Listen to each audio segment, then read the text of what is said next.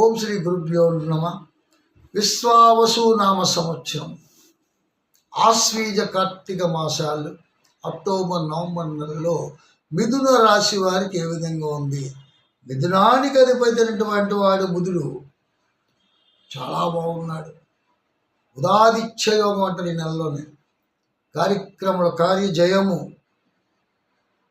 ఇక్కడ మిథున రాశి వారికి ధనవంతు గురుడు, మిథునానికి అధిపతినటువంటి బుధుడు రవితో ఉన్నాడు. ఇక్కడ తృతీయాధిపత్యంలో ఉన్నటువంటి శుక్రుడు కేతుతో ఉన్నాడు. అది కూడా చాలా జాగ్రత్తగా చెప్తాను. మిథునానికి ప్రేమలు విఫలం జరుగుతాయి. ప్రేమికులకి కొద్దిగా పెద్దల అంగీకారం ఇబ్బంది కలుగుతుంది. అలాగని తొందరపాటు పని చేయకండి, అనుమతి పొందండి, తప్పులేదు. మీకు అనుమతి ఎందుకు దొరకదు? దొరుకుతుంది. సమయ సందర్భాలు కావాలి. ప్రేమలు ఫలించట్లేదు, ప్రేమలు ఫలించకపోతే మనం ఏదైనా తప్పుడు నిర్ణయాన్ని తీసుకుందాం అంటే అది మీరు చాలా ప్రమాదంలో పడిపోతారు. ఆ ప్రమాదానికి మీరు గురి కాకూడదని నేను కోరుకుంటాను. మిథున రాశి వారు చాలా మంచి మనస్తత్వంతో ఉన్నవారు. వాళ్ళు అనుకున్న కోరికలు ఏదైతే ఉన్నాయో అన్నీ కూడా సాధిస్తారు.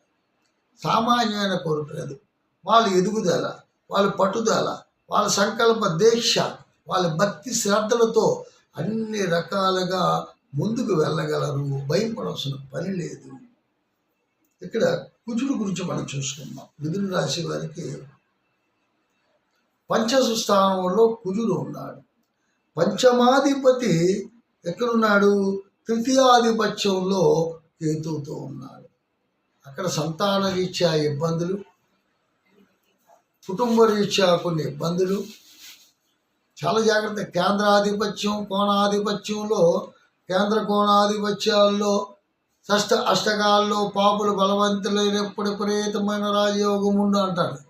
అయినప్పటికీ కూడా కేంద్రాధిపత్యం, కోణాధిపత్యం చాలా జాగ్రత్త అవసరం. పాపుల దృష్టి ఎక్కడ ఉంది? శుభుడు దృష్టి ఎక్కడ ఉంది? గోచారం ఏ విధంగా ఉంది? మన గ్రహ సంచారం ఏ విధంగా కనెక్ట్ అవుతుంది అని ఆలోచించుకోవాలి. ఆలోచించుకున్నట్టుగైతే వీళ్ళెంతో జాగ్రత్తగా ఉండవాలి. మిథున రాశి వారికి నేను ఒకటి చెప్తాను, మీరు బుద్ధి బలం చాలా మంచిది, గొప్పది. కానీ తొందరపాటు, ఆవేశము, ఆలోచన లేకపోవుట, ఎవరితోనూ సంప్రదింపులు లేకపోవుట, సొంత నిర్ణయాలకి బానిసగుట, ఇలాంటివన్నీ అవడం వల్ల ఎంత ప్రమాదం అంటే స్వయంకృత అపరాధం వల్ల కోరి కష్టాలు తెచ్చుకుంటున్నాము. మీ గ్రహాలు ఏం చేస్తాయి? గ్రహాలన్నీ బాగానే ఉన్నాయి కదా. కానీ ఇక్కడ ఉన్నటువంటి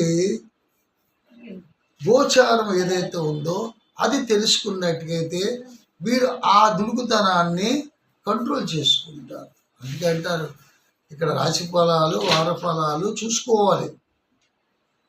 నెల కనీసం నెల అయినా సరే మనది ఎలా ఉంది, ఈ నెలలో ఏ విధంగా ఉండాలి అన్నటువంటి ఆలోచన స్ఫూర్తి ఎవరికైతే కలుగుతుందో వాళ్ళు జాగ్రత్త పడతారు, జాగ్రత్తగా ఉంటారు, ముందుకు వెళ్తారు. ఏదైనా సరే ఉపద్రవాన్ని ఎదుర్కొంటారు. ఉపద్రవాన్ని ముంచుకొచ్చిన తర్వాత మనం ఏమీ చెయ్యలేము.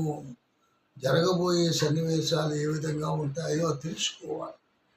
గోచారంలో స్పష్టత కనబడుతుంది క్లియర్గా. ఎటువంటి వాళ్ళకైనా గ్రహచారం తప్పదు కదా. కష్టము వస్తుంది, సుఖము వస్తుంది, వెలుగు ఉంటుంది, చీకటి ఉంటుంది. ఒక దగ్గరికి ఒకటి లేకుండా ఏది ఉండదు. ప్రతిదానికి ఒక ప్రశ్నకి సమాధానం ఉంటుంది. సమాధానం లేని ప్రశ్న ఉందా? ఎక్కడ ఉండదు. ఒక ప్రశ్న వేసామంటే సమాధానం ఉండబట్టికే ఆ ప్రశ్న వేస్తాం.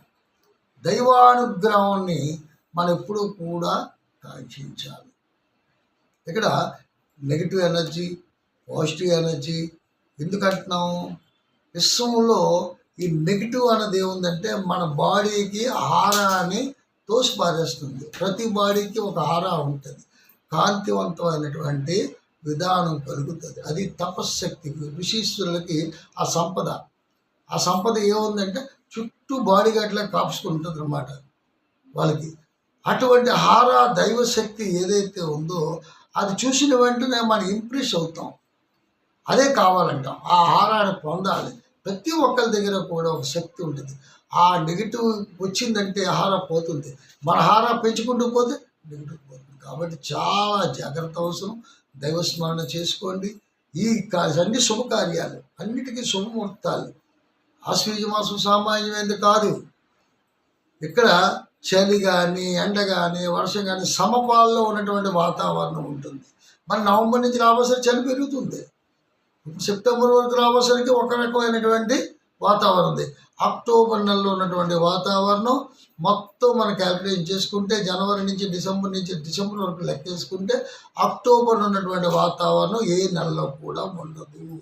సమపాల్లో ఉన్నటువంటి రేషియోలో ఉన్నటువంటి వాతావరణం మన ఆంధ్ర ప్రాంతానికి.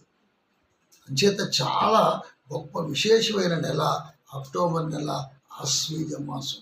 అందుచేత మిథున రాశి వారికి ఒకటే చెప్తాను, దైవాన్ని మించిన బలములే దైవారాధన చేయండి, వినాయకుడిని పూజించండి, అన్ని శుభాలు కూడా కలుగుతాయి. మళ్ళీ మరో ఎపిసోడ్తో ముందుకు వస్తాను.